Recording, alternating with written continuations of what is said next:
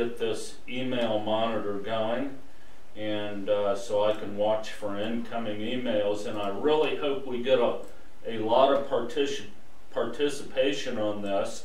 Actually, we already have participation. A couple emails have come in, but we're not going to, in getting this going, I'm not going to have time to address those right now. Maybe towards the end while you're talking or something I can read through. But we do have a couple coming in. So let's get going here. And like I said, I'm going to start by reading the introduction on the website. Okay, and here we go. I write, God knows the motives and intentions of the heart, therefore it is doubtful that God will send everyone to hell that has their soteriology a little wrong.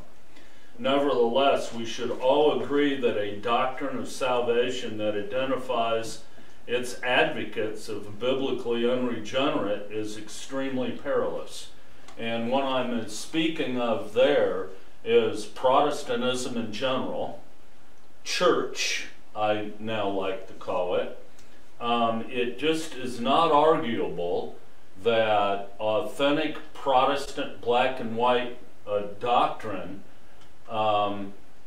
if you read it, whether in the Westminster Confession, the Calvin Institutes, which I'm criticized for calling it that, okay, John Calvin, Institutes of the Christian Religion. I guess that makes anything I cite from there now a valid argument. So anyway, for short, CI, Calvin Institutes, if you don't mind. It's just plain that if you read the Bible grammatically and literally, the Protestant definition of a Christian set against a literal interpretation of the Bible is that of an unregenerate person. And the best example that we have is we are all sinners saved by grace. Nowhere in the Bible is a Christian referred to as a sinner. Okay? Except in the past tense. Except, very good point, in the past tense. In the past tense. But everywhere in the Bible, from Genesis to Revelation, how are unregenerate people referred to? Sinners. That is the Bible designation for an unregenerate person, a sinner.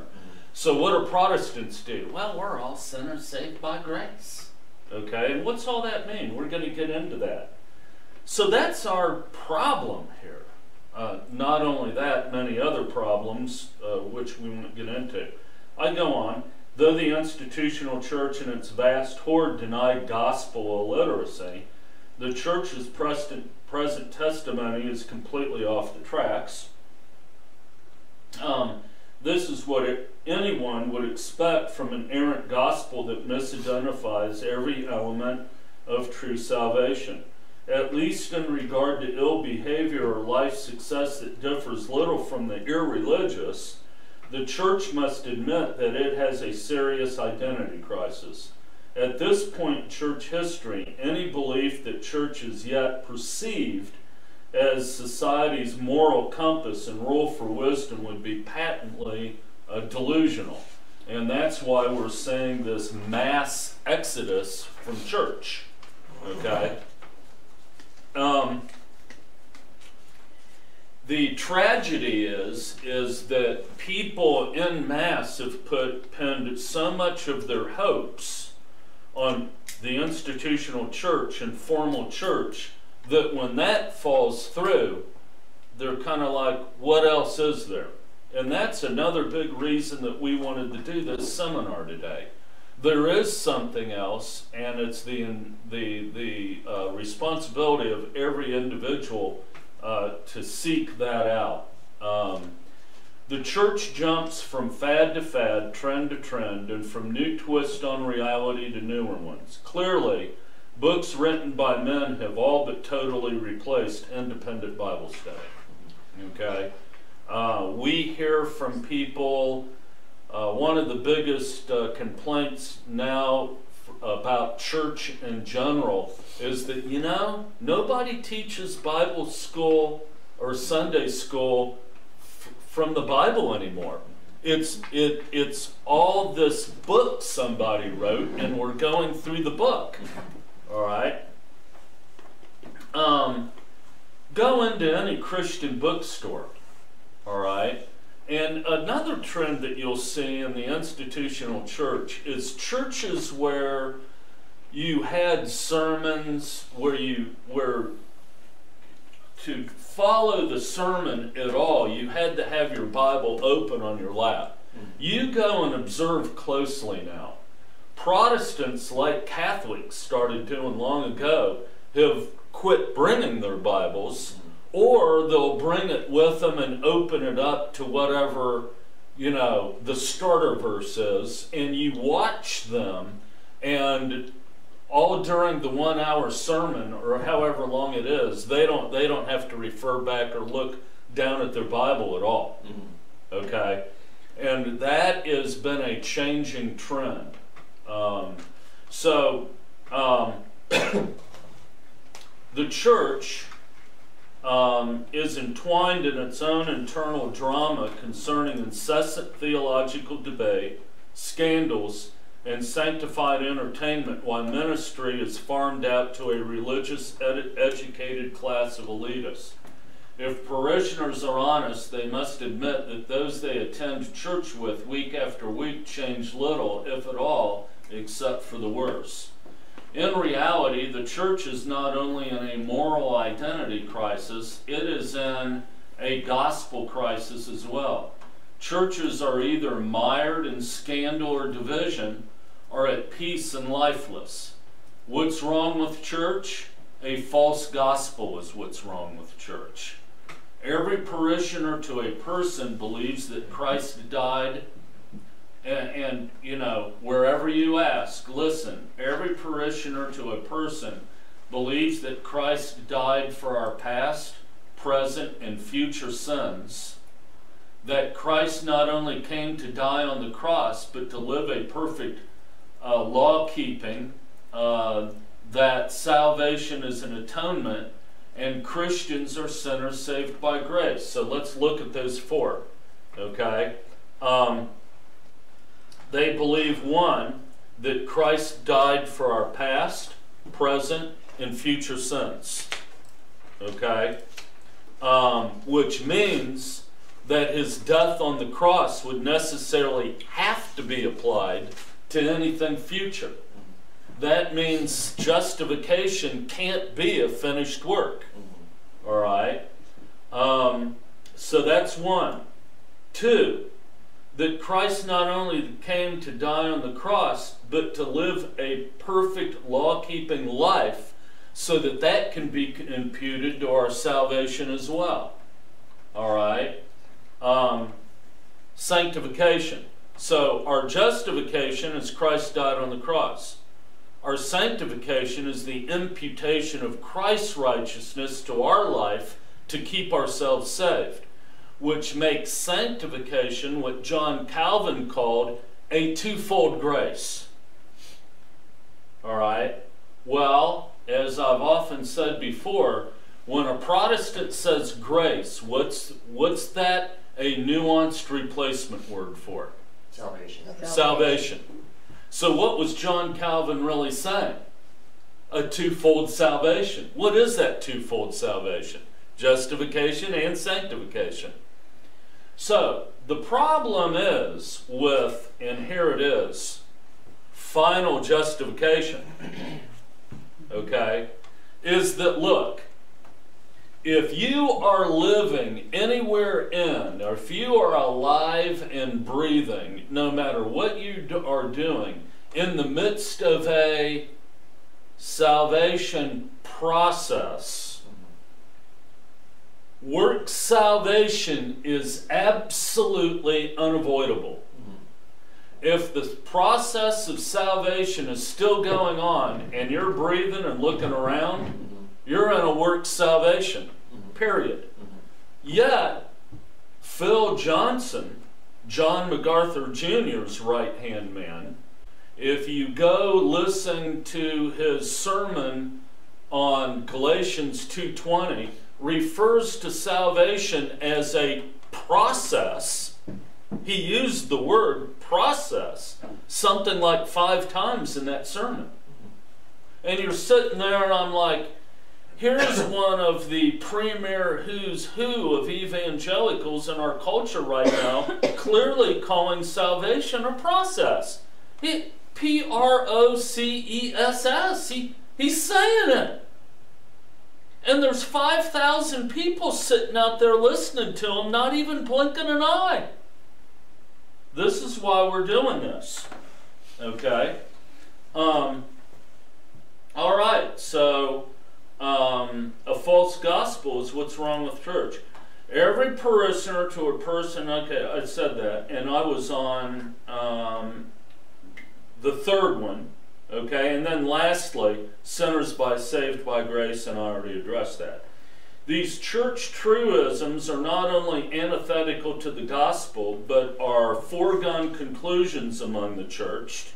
I mean, you question them on these, and they're like, what planet are you from, man? I mean, you know, this is a given. We've always believed that, okay? So, these church truisms are not only antithetical to the gospel, but are foregone conclusions among the church. Now listen, never before in history has there been such a vast gulf between freedom of information and a gospel blackout. We're in the information age. There's no excuse. There's no excuse. Okay? So on Saturday, January 20th, 2018, this is the 20th, isn't it? Okay, good. The case for justification by new birth will be presented in a conversational format. This is a gospel opposed to the traditional false gospel of justification by faith. Okay? The gospel of justification by faith is not only wrong on a few points, it is biblically upside down with its historical ill behaviors following. Okay? We invite you to be challenged, for there is nothing that we want to be sure of than the true way of salvation. And that is a good way to define our ministry. We are a ministry that stands on justification by new birth as opposed to justification by faith.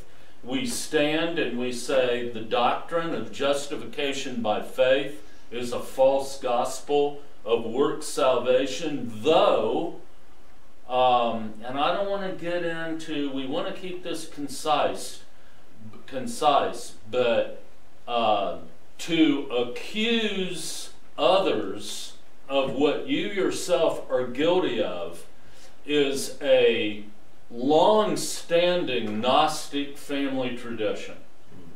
The Gnostics were experts at that. Okay? If I may interject something, you realize what a scandalous statement that is that you just made. That justification by faith is a false gospel. Right.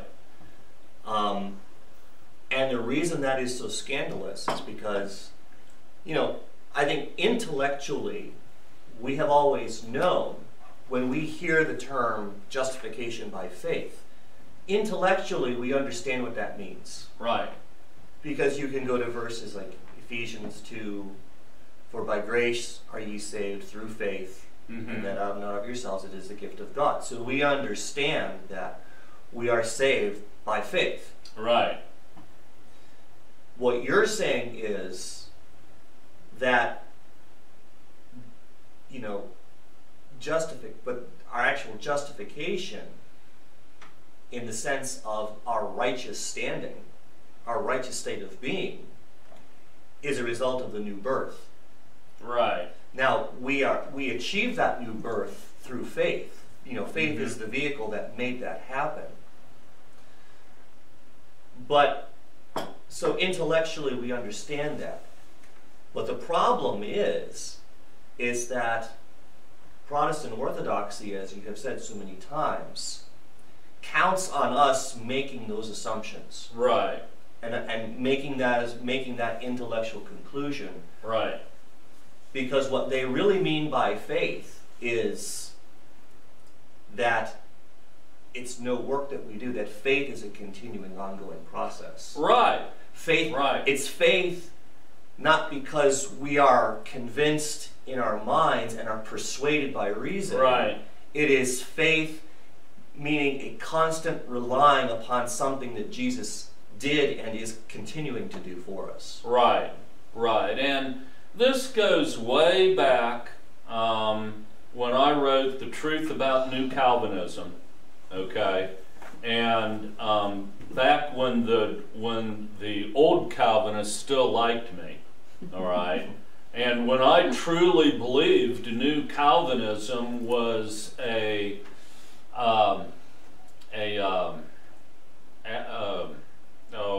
what's the word?